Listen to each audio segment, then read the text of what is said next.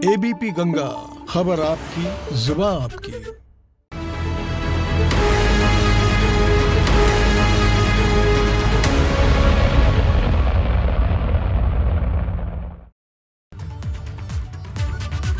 नमस्कार, बहुत स्वागत है आपका एबीपी गंगा में। मैं हूं आपके साथ प्राची पाराशर। दोपहर के 3 बज चुके हैं और वक्त हो गया है हमारे खास बुलेटिन उत्तर मांगे प्रदेश का, जिसमें आज सवाल सिस्टम के उन सौदागरों से जिन्होंने चंद रुपए के लालच में 25 मासूम जिंदगी की मौत का सौदा कर लिया।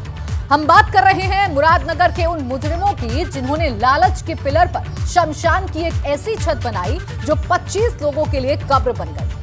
उत्तर मांगे प्रदेश में हम कमीशन खोरी की भेंट चढ़ चुकी सिस्टम पर चर्चा करेंगे। अपनी जिम्मेदारी भूलकर रिश्वतखोरी में डूबे लापरवाह अधिकारी और सिस्टम से सवाल करेंगे, लेकिन उससे पहले ये खास रिपोर्ट देखिए।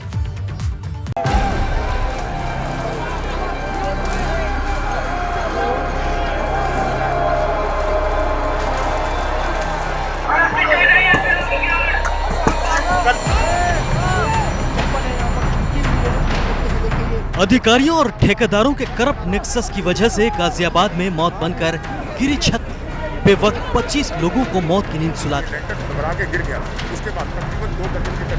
जिसने अब सिस्टम के काले सच से जुड़े कई सवाल खड़े कर दिए। प्रशासन की लापरवाही का आलम इस बात से समझिए कि इतनी बड़ी घटना हो जाने के करीब 72 घंटे बाद शमशान के बाकी हिस्सों को सील करना जरूरी समझा गया। सीएम योगी के कड़े एक्शन के बाद अब जिला प्रशासन ने 5 सदस्यीय टीम गठित की, जो पूरे मामले की जांच कर डीएम को रिपोर्ट सौंपेगी। हादसे का मुख्य आरोपी ठेकेदार अजय त्यागी अब पुलिस की गिरफ्त में है। जानकारी के अनुसार पूछताछ में अजय त्यागी ने अधिकारियों को घूस देने की बात कबूली है। अजय त्यागी ने पुलिस को बताया कि उसने निर्माण के दौरान 16 लाख रुपए घूस दिए। अजय त्यागी ने अधिशासी अधिकारी और जेई को घूस देने की बात कही है। पुलिस ने इस मामले में अब तक 5 लोगों को गिरफ्तार कर जेल भेजा है। मुरादनगर नगर पालिका का सभासद बताने वाले महंत विजयपाल अधिकारी ने दावा किया है कि जिला प्रशासन से घटिया निर्माण की शिकायत की गई थी। वहीं इस पूरे मामले को लेकर सीएम योगी ने सख्त एक्शन लेते हुए अधिकारियों को फटकार लगाई है। साथ ही सीएम ने जिलाधिकारी और कमिश्नर से स्पष्टीकरण भी मांगा है। इस घटना में जान गंवाने वाले 14 साल के मासूम अंश का एक ऑडियो भी वायरल हो रहा है, जिसमें अंश अपने बड़े भाई से जान बचाने की गुहार लगा रहा है। हेलो, ज्यादा लगती है क्या? हाँ भैया, भैया इधर की साइड आओ, अंदर की साइड थोड़ी सी नहीं लगी। कहाँ है? मेरे कहीं नहीं लगी। मैं मेरा ऊपर रखिए, जल्दी आ जाओ भैया। अभी ऊपर ही रखी हुई है। हाँ जल्दी आ जाओ। अधिकारियों की लापरवाही और सौदेबाजी की बलि चढ़ गई जिंदगी कई सवाल खड़े करती है। इस हादसे के लिए जिला प्रशासन के और कितने अधिकारी जिम्मेदार हैं? अगर जिला प्रशासन से शिकायत की गई तो एक्शन क्यों नहीं लिया गया? 6 महीने पुरानी शिकायत पर डीएम और ईओ ने एक्शन क्यों नहीं लिया? लेंटर निर्माण में घटिया सामग्री का इस्तेमाल कैसे किया गया? क्या और भी निर्माण कार्यों में कमीशन खोरी की वजह से अनदेखी की गई? Bureau report, ABP Ganga.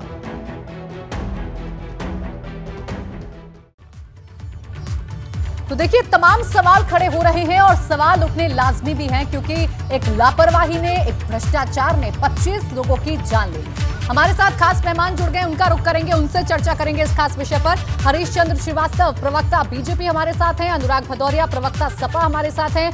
RS Verma, retired IAS हमारे साथ हैं। और डॉक्टर विजयपाल हितकारी, शिकायतकर्ता हमारे साथ हैं। बहुत स्वागत है आप सभी खास मेहमानों का हमारे साथ चर्चा में शामिल होने के लिए।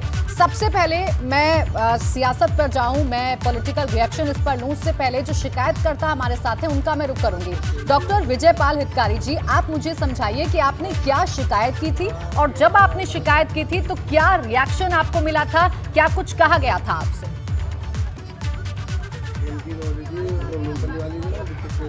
स्टार्ट हो गया। बोलूं मैम? जी विजयपाल जी, आप ही से सवाल है, बताइए। हाँ जी, मैंने जिलाधिकारी से शिकायत की थी जून माह में, जब ये निर्माण कार्य जारी था, कि 10 का मसाला लग रहा है और घटिया ईंट लग रही है पीली।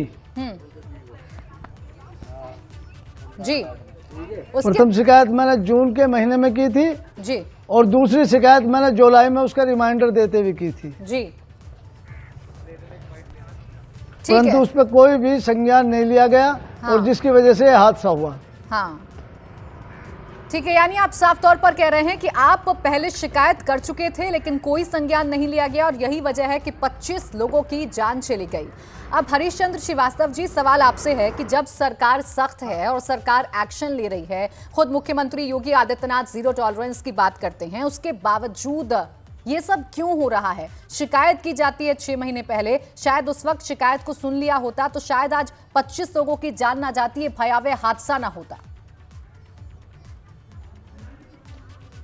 नहीं, निश्चित रूप से ये जो इतना दर्दनाक हादसा हुआ, कहीं न कहीं सिस्टम का भ्रष्टाचार और सिस्टम की लापरवाही, बड़ी लापरवाही सामने आई है। माननीय मुख्यमंत्री जी ने निर्णायक कार्रवाई की है और जैसा कि उनका प्रारंभ से ही भ्रष्टाचार और अपराध पे जीरो टॉलरेंस की नीति है, उसी के तहत 4-5 ये जो इससे जुड़े हुए अभियुक्त हैं वो उनको गिरफ्तारी हुई है। उसमें ईओ और जेई ये सब गिरफ्तार हुए हैं। एनएसए लगाने की माननीय मुख्यमंत्री जी ने बात कही है जी।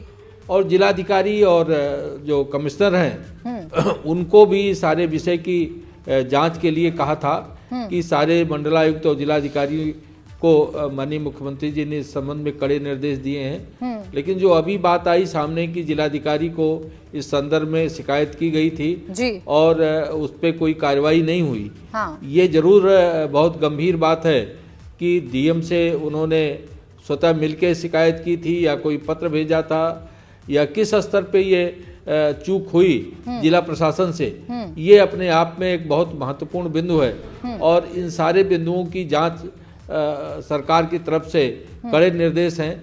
जल्दी ही इसकी रिपोर्ट आएगी। ठीक है, और देखिए जो हरीश जहां चंद्र तक निर्माण कार्यों का श्रीवास्तव विषय जी, जो सरकार कार्रवाई कर रही है या सरकार ने अभी तक जो कदम उठाए हैं वो वाकई में काबिले तारीफ हैं, क्योंकि रासुका के तहत कार्रवाई हो रही है। लेकिन सवाल उस सिस्टम को लेकर है जो सुधरने का नाम नहीं लेता है। जब सरकार सख्त है, समय समय पर निर्देश दिए जा रहे हैं, कड़ी कार्रवाई की जा रही है, फिर भी ये जो सोता हुआ सिस्टम है ये जागने को तैयार नहीं है, ये भ्रष्टाचार खत्म होने को तैयार नहीं है, तो ये कैसे दुरुस्त होगा?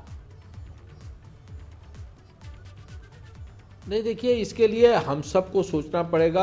जिस तरह से जो आदरणीय योगी जी की सरकार का संकल्प है और निरंतर उनका एक संवेदनशील व्यक्ति है, जहां सिस्टम में शिथिलता की खबर आती है, जहां खामियां नजर आती हैं, तत्काल माननीय मुख्यमंत्री जी संज्ञान में लेते हैं और कड़ी कार्रवाई सुनिश्चित करते हैं। लेकिन इसके बावजूद अगर ये भ्रष्टाचार की मनोवृत्ति बनी हुई है सिस्टम में, अधिकारियों में, कर्मचारियों में, और जहां तक जांच पड़ताल की बात है, शिकायतें आती हैं, उसका अगर निस्तारण नहीं हो रहा है, उसका सम्यक उस पर गंभीरता से उसको लिया नहीं जा रहा है। बिल्कुल, देखिए हरीश चंद्र श्रीवास्तव जी, इस ओर भी ध्यान देना होगा, क्योंकि घटना के बाद कार्रवाई तो हो रही है, उस पर कदम उठाए जा रहे हैं, लेकिन उन कार्रवाई से वो 25 लोग लौटकर वापस नहीं आ जाएंगे जिन्होंने इस दर्दनाक हादसे में अपनी जान गंवाई है। अनुराग भदौरिया जी, आप सुन रहे हैं अपने सहयोगी हरीश चंद्र श्रीवास्तव जी को, जो ये कह रहे हैं कि सरकार कार्रवाई कर रही है, सरकार इस पर ध्यान भी देती है, लेकिन उसके बावजूद ये सिस्टम की खामियां हैं कि शिकायत के बावजूद भी कार्रवाई नहीं हो पाती, सोता हुआ सिस्टम जाग नहीं पाता। तो मुझे लगता है कि जिस तरह की सरकार उत्तर प्रदेश में चल रही है तो रहने लायक नहीं है। जब उत्तर प्रदेश की सरकार सिस्टम ही नहीं मेंटेन कर पा रही है, सिस्टम पूरी तरह से उत्तर प्रदेश की सरकार का करप्ट है, तो फिर सरकार है क्यों उत्तर प्रदेश में? सोचिए आप, उत्तर प्रदेश के मुख्यमंत्री जी सुबह से लेकर शाम तक उत्तर प्रदेश की सरकार यही कहती रहती है ना कि हम जो कोई बख्शा नहीं जाएगा, दोषी के ऐसी सजा देंगे जो नजीर बनेगी। ये नजीर बनाते रहेंगे 4 साल तक कि कभी यहाँ अपराध रुकेगा भी? आप बताइए, जो 25 लोगों की मौतें हो गई सिस्टम की कमी की वजह से, मैं तो कहता हूं जो तत्कालीन उस समय जो डीएम हो या कमिश्नर हो या नगर निगम कमिश्नर हो, जो भी हो, उनको बुला के सस्पेंड कीजिए। सस्पेंड नहीं, टर्मिनेट कर देना चाहिए। भाई 25 लोगों की मौतें हुई है, कोई छोटी मोटी बात है क्या? और ये कहते हैं कि नहीं, हम उससे वसूली करेंगे। किससे वसूली करेंगे? ठेकेदार से वसूली करेंगे, जेई से वसूली करेंगे। अरे भैया, वसूली तो कीजिए, कोई नहीं रोकता आपको, लेकिन ये बताइए कि 25 जाने वापस आ जाएंगी? जिसका बेटा मरा है उसका बेटा वापस आ जाएगा? जिसका पत्नी का पति चला गया क्या वो वापस आ जाएगा? क्या छोटे बच्चों के पिताजी, उसके फादर वापस आ जाएंगे? नहीं आएंगे ना। इसलिए मैं कहता हूं आपकी कमी की वजह से लगातार लोगों की, उत्तर प्रदेश की समस्या, उत्तर प्रदेश की लोगों को परेशानी हो रही है। सरकार की फेलियर की वजह से, सरकार की नाकामी की सजा मिल रही है उत्तर प्रदेश की जनता को। तो क्या उत्तर प्रदेश की जनता सरकार की नाकामी की सजा भुगतने के लिए बनी है? कभी हाथरस में बच्ची सजा भुगतेगी, कभी बदायूं में महिला सजा भुगतेगी, कभी यहाँ पे 25-25 व्यक्ति सजा भुगतेंगे, कभी 8-8 पुलिस वाले सजा भुगतेंगे, कभी कभी लगातार महिलाओं पे जो अत्याचार बढ़ता चला जा रहा है हर जिले में। ये कब तक चलेगा भाई? कब तक आपका शक्ति मिशन का ये फार्मूला, कब तक आपका रोमियो स्कर्ट का फार्मूला, ये कब कारगर होगा? कब जमीन पे आएगा? कि खाली मार्केटिंग होती, इवेंट होता रहेगा, कि कभी ये कारगर होता दिखाई भी देगा? ठीक है अनुराग जी, देखिए आपके मन में ढेर सारे सवाल हैं और बहुत सारे मुद्दे हैं जिन पर आप सवाल कर रहे हैं। आरएस वर्मा रिटायर्ड आईएएस हैं, उनके पास मैं जाऊं उससे पहले हरीश चंद्र श्रीवास्तव जी आप जरा जवाब दे दीजिए, क्योंकि सवाल तो गंभीर उठ रहे हैं। सीधे सीधे कह रहे हैं अनुराग जी तो कि सिस्टम अगर फेल है तो कहीं ना कहीं सरकार का भी ये फेलियर है कि सिस्टम पर नकेल नहीं कस पा रही है सरकार। नहीं, अब मुझे अनुराग जी इस बात का जवाब दे दें कि जवाहर बाग के बाद सरकार जवाहर बाग में नहीं फेल हुई थी। नमस्कार, जवाहर बाग में मथुरा में आपकी सरकार नहीं फेल हुई थी। सलाम भी नहीं, आप जिस तरह की बात करते हैं, विपक्ष से मांगेंगे। देखिए कमाल की बात है, 25-25 लोगों की मौत हो गई, जवाब आप मुझे बताइए ना, आप मुझे बताइए ना कि जवाहर बाग में आपने इस्तीफा दे दिया था, आपकी सरकार इस्तीफा देकर चली गई है। जवाहर बाग में आपने तो कार्रवाई भी, आप तो कार्रवाई भी नहीं कर पाए थे, गंभीरता को लीजिए इसको, आप तो कार्रवाई भी नहीं कर पाए थे, गंभीरता से लीजिए, आप तो कार्रवाई भी नहीं करते थे। आप ही लोगों की सरकार का परिणाम है। ये जो सिस्टम इतना ड्रेल हो गया है, ये सिस्टम जो इतना ड्रेल्ड है, किसको गिनाओगे भाई? ये जो सिस्टम इतना ड्रेल्ड है, वो आप ही लोगों की सरकार की परिणाम है। ये आप ही लोगों ने इस तरह के संरक्षण किया, आप ही लोगों ने संस्कृति पन पाई, उसके बाद आप ही लोगों की सरकारों में इस तरह की संस्कृति बनती है। अनुराग जी, इसका प्रायश्चित करिए, इसका दूसरे पे दोषारोपण करने के बजाय, दूसरे पे दोषारोपण करने के बजाय आप और आपकी पार्टी इसका प्रायश्चित करें। ये पाप, ये जो पाप हो रहे हैं ना, उसके पीछे आपने जो संस्कृति बन पाई हरीश चंद्र जी और अनुराग भदौरिया जी, देखिए अगर आप एक एक करके अपनी बात रखेंगे तो मैं भी सुन पाऊंगी और दर्शक भी सुन पाएंगे कि आप कहना क्या चाह रहे हैं और किसकी जिम्मेदारी यहाँ पर आप तय करना चाह रहे हैं। लेकिन एक दूसरे पर आरोप प्रत्यारोप करेंगे तो फिर वो सवाल वहीं का वहीं रह जाएगा ना सर, किन 25 लोगों की मौत का जिम्मेदार कौन है, इनका गुनहगार कौन है? ठीक है हरीश चंद्र श्रीवास्तव जी, सवाल सिस्टम पर खड़े हो रहे हैं तो हमारे साथ रिटायर्ड आईएएस आरएस वर्मा भी जुड़े हुए हैं, उनका हम रुख कर लेंगे। आरएस वर्मा जी, देखिए घूम फिरकर सवाल सिस्टम पर आ जाता है, अधिकारियों पर आ जाता है। आपसे मैं समझना चाहूंगी, चूंकि आप खुद सिस्टम में रहे हैं, ऐसा क्यों होता है जब सरकार सख्ती कर रही है, जब बार बार सवाल उठाए जा रहे हैं, उसके बावजूद इतनी लापरवाही कैसे हो जाती है? देखिए, आपका सवाल बहुत वाजिब है और माननीय मुख्यमंत्री जी का ज़ीरो टॉलरेंस जो भ्रष्टाचार के विरुद्ध है, उस रुख की मैं तारीफ करूंगा। और उन्होंने जो भी दोषी लोग थे उनको दंडित करने का प्रयास किया है। लेकिन जो सिस्टम की असली बात है, सिस्टम की असली बात यह है कि जो अध्यक्ष नगर पालिका मुरादनगर हैं, उनके बारे में एक शब्द किसी ने नहीं उठाया है। अध्यक्ष नगर पालिका मुरादनगर जो है, उनका जो भी ठेकेदार है, किसको ठेका दिया जाना है, किसको स्वीकृति दी जानी है और कार्य को समय समय पर देखना, निरीक्षण करना, उनकी भी जिम्मेदारी है। लेकिन वो राजनीतिक व्यक्ति होते हैं, मुझे नहीं मालूम किस पार्टी के हैं, लेकिन वहां जो चौधरी विकास तेवतिया साहब अध्यक्ष हैं नगर पालिका मुरादनगर के, ना तो उन्होंने जिम्मेदारी स्वीकार करते हुए इस्तीफा दिया, और ना ही कोई बयान दिया ठीक से, और ना ही उन्होंने कभी निरीक्षण किया। जिलाधिकारी तो बहुत दूर की बात है, जिलाधिकारी को लिखा गया होगा तो जरूर नगर पालिका में चिट्ठी आई होगी, लेकिन नगर निगम में चिट्ठी आने के बाद दब जाना, ये निश्चित रूप से किसी दबाव के कारण हुआ होगा, किसी उसके कारण हुआ होगा। और जो सामान्यतः नगर पालिकाओं की स्थिति है, जो पहले भी रही है इस सरकार के, मैं किसी पर्टिकुलर सरकार को दोष नहीं दूंगा, उसमें जो भी नगर पालिकाओं के अध्यक्ष होते हैं वो इतने प्रभावी होते हैं कि उनकी मर्जी से ठेका जाता है, उनकी मर्जी से काम होता है। ठीक मुझे है, तो यहाँ तक बताया गया है। ठीक है आरएस वर्मा जी, देखिए फिर मेरा सवाल तो वही है ना, मैं अगर भाजपा से सवाल पूछूं तो वो अधिकारियों पर सवाल उठा रही है, मैं अधिकारियों से सवाल पूछूं तो नगर पालिका पर सवाल उठ रहे हैं, लेकिन लापरवाही और भ्रष्टाचार तो हो रहा है ना सर, जिसका खामियाजा 25 लोग भुगत रहे हैं। अनुराग जी जल्दी से आप अपना रिएक्शन लीजिए, फिर एक छोटा सा ब्रेक लूंगी। आपने बिल्कुल भ्रष्टाचार को बुलाया था, मुझे मेरी पूरा बात विश्वास सुन था ले, कि वो कुछ भ्रष्टाचार गंभीर बातें अवश्य हो करेंगे। रहा है। वो बातें ऐसी और कर रहे हैं, वो खुद इसका राजनीतिक कारण बातें कर रहे हैं। केवल वो कह रहे हैं कि यहाँ पे कर्मचारी नेता, अरे अधिकारी नेता है तो नहीं है, नेता को पकड़ो, सरकार कर्मचारी यहाँ तो नहीं है। वहाँ भारतीय जनता पार्टी। अरे सुन लीजिए, लेकिन सुन जो लीजिए, आपकी उनका बात सुन ली, शीर्ष पर आपकी बात बैठा सुन ली, हुआ अब चुप हो है, जाइए, गंभीरता मेंटेन कीजिए। अरे किसको अध्यक्ष बुला लिया आपने जिनको वो भी गंभीरता की डिबेट की जिम्मेदार पता है? अगर अरे तो अधिकारी महोदय जी चुप हो जाइए। आरएस वर्मा जी सुन लीजिए, आरएस वर्मा जी, आरएस वर्मा जी देखिए आपकी बात आ गई ना, ऐसे ऐसे चर्चा नहीं होती ना सर, ऐसे चर्चा नहीं होती। आपकी बात सुन ली अनुराग जी। देखिए मैं बता रहा हूं कि जैसे आपने कहा एक अधिकारी ओपिनियन देंगे, अधिकारी ओपिनियन अपने हिसाब से उन्होंने दे दी कि भैया हमारे अधिकारी ठीक है, नेता गड़बड़ है। मैं तो कहता हूं उत्तर प्रदेश के, और फिर कह रहे हैं माननीय मुख्यमंत्री जी बड़ा अच्छा काम कर रहे हैं, बड़ा अच्छा काम कर रहे हैं, तो भैया नेता कहां से आए हैं? सब वही है ना, माननीय मुख्यमंत्री जी का ही तो उत्तर प्रदेश में वही तो यहाँ पे चीफ मिनिस्टर है, तो जिम्मेदारी उनकी होगी कि आपकी होगी, हमारी होगी? आप ही कमाल की बात करते हैं, अपने अधिकारी को बचाते हुए नेता पे डाल देते हैं और मुख्यमंत्री को बचा लेते हैं। अरे भैया नेता में तो सभी आए ना, देश के उत्तर प्रदेश को कौन चला रहा है? उत्तर प्रदेश को मुख्यमंत्री चला रहे हैं, जिम्मेदारी भारतीय जनता पार्टी होगी, भारतीय जनता पार्टी सरकार की होगी। कैसे अधिकारी आप जो बात को नहीं समझते? आप इधर से उधर बॉल को ट्रांसफर कर रहे हैं। अगर राजनीति करना चाहते हो तो राजनीति में आ जाइए। आप ये मानिए कि वहां पे तत्कालीन जो भी वहां पे अधिकारी रहा हो, जो भी वहां पे नेता रहा हो, ये जिम्मेदारी भारतीय जनता पार्टी सरकार की बनती है। बिल्कुल देखिए, जो सरकार में है अनुराग जी उसकी जिम्मेदारी तो होगी, लेकिन सवाल सिस्टम पर है। और देखिए आप भी सरकार में रहे हैं, आपको भी अनुभव है कि जब सिस्टम पर सवाल खड़े होते हैं तो उस वक्त क्या होता है। ठीक है हरीश चंद्र जी, हरीश चंद्र जी और आरएस वर्मा जी, मैं एक छोटे से ब्रेक के लिए रुकूंगी। आप सभी को बीच में रोक रही हूं मैं, क्योंकि चर्चा यहाँ पर सियासत की तरफ शिफ्ट हो रही है। छोटा सा ब्रेक यहाँ पर ले रहे हैं, फौरन लौटेंगे। आप सभी खास मेहमान हमारे साथ बने रहिए, देखते रहिए उत्तर मांगे प्रदेश।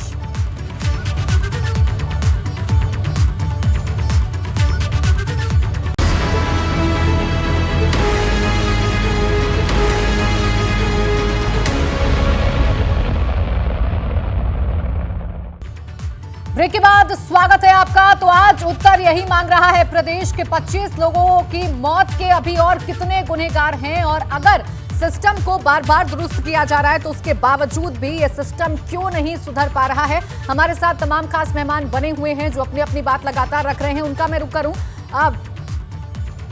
रुख करूं। अब आरएस वर्मा जो कि रिटायर्ड आईएएस हैं, वो कुछ कह रहे थे जब ब्रेक से जा रहे थे, अनुराग जी को वो जवाब शायद देना चाह रहे थे।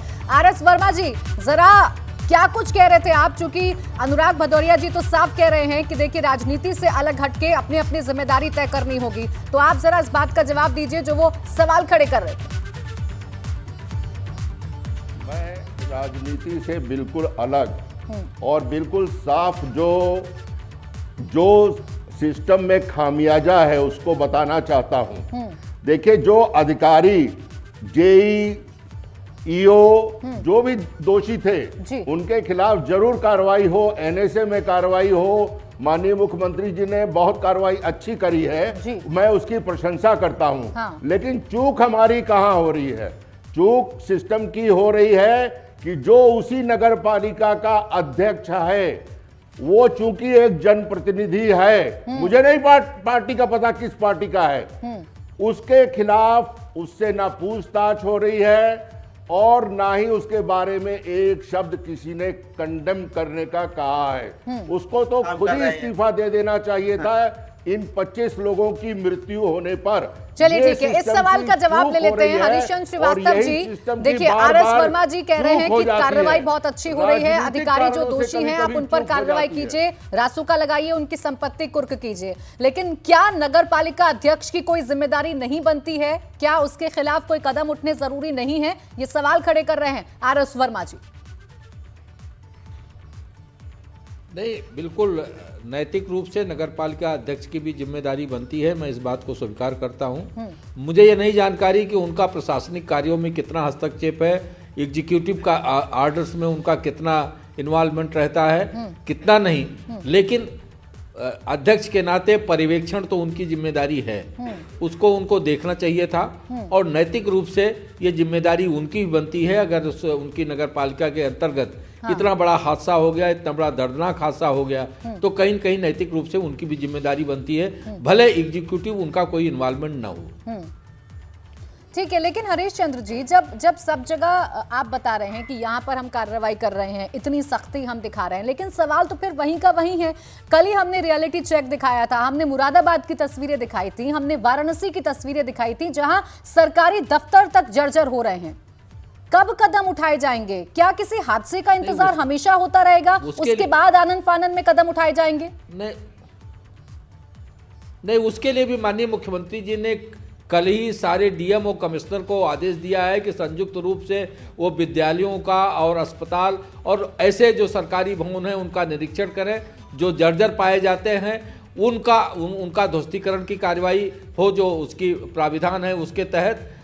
तो ये इसका ऑलरेडी माननीय मुख्यमंत्री जी हरीश चंद्र श्रीवास्तव जी, देखिए हम तो यही उम्मीद करेंगे कि आगे ऐसा कोई हादसा ना हो जिसमें इतने मासूम लोग अपनी जान गंवा दें। अनुराग भदौरिया जी, देखिए आरएस वर्मा जी भी हमारे साथ हैं, जो ये कह रहे हैं कि जो कार्रवाई सरकार कर रही है वो कार्रवाई अच्छी कर रही है, हालांकि बहुत सारी कमियां हैं जिनका उन्होंने जिक्र किया है। आप मानते हैं अनुराग जी कि जो कदम इस हादसे के बाद सरकार ने उठाए हैं वो कदम अच्छे हैं और वो पहले ही उठ जाने चाहिए थे, पहले ही सरकार को थोड़ी सख्ती दिखा देनी चाहिए थी?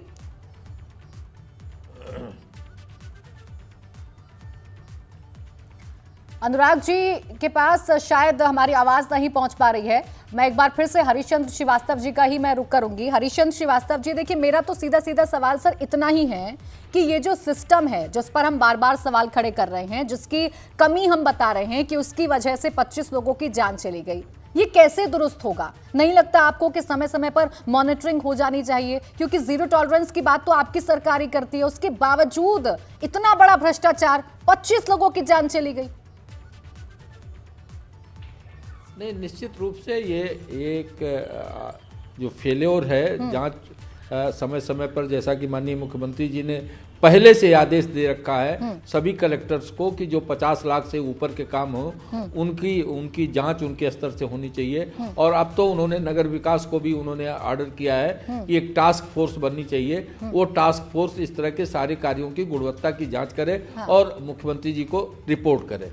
तो उसके लिए तो माननीय मुख्यमंत्री जी ने पहले भी ऑर्डर किया था, अभी भी उन्होंने एक नई वो व्यवस्था दी है कि टास्क फोर्स इन चीज़ों की गुणवत्ता की जांच करके और रिपोर्ट करे। अगर कोई घटिया निर्माण पाया जाता है तो उसके खिलाफ सख्त कार्रवाई सुनिश्चित हो। ठीक है। लेकिन जहां तक भ्रष्टाचार का सवाल है, ये जिस तरह से पिछली सरकारों में एक भ्रष्टाचार की संस्कृति पनपी, उनके कारण ये जो ग्रीड हो गई है, हरीशचंद्र जी, मैं आपकी सारी बातें सुन रही हूँ, मैं आपकी सारी बातें सुन रही हूँ, लेकिन आप दूसरी सरकार पर ब्लेम नहीं कर सकते सर, क्योंकि आप खुद सरकार में हैं, आप खुद सरकार में है ना, ये तो आपकी जिम्मेदारी है। निश्चित नहीं, मेरी जिम्मेदारी है, मैं उस जिम्मेदारी को हमारी सरकार बखूबी निभा रही। माननीय मुख्यमंत्री जी लगातार, ठीक है हरीशचंद्र जी, देखिए हम तो यही उम्मीद करेंगे कि आगे ऐसी कोई घटना ना हो, और जो मॉनिटरिंग की आप बात कर रहे हैं, जो सीएम बार बार निर्देश देते हैं, वो निर्देश सच में फॉलो हो और जमीन पर उतरते हुए हमें नजर आए, और ऐसी चर्चा हमें फिर बाद में कभी ना करनी पड़े। बहुत शुक्रिया बहरहाल आप सभी खास मेहमानों का हमारे साथ जुड़ने के लिए और हमसे बातचीत करने के लिए। तो देखिए, उत्तर मांगे प्रदेश में आज इसी बात का हमने उत्तर मांगने की कोशिश की कि आखिर 25 लोगों की मौत का गुनहगार कौन है। अब आपको यह तय करना है कि सिस्टम यहां पर भ्रष्ट है या फिर कहीं ना कहीं कमी यहां शासन प्रशासन की भी हो रही है। छोटा सा ब्रेक, चलो।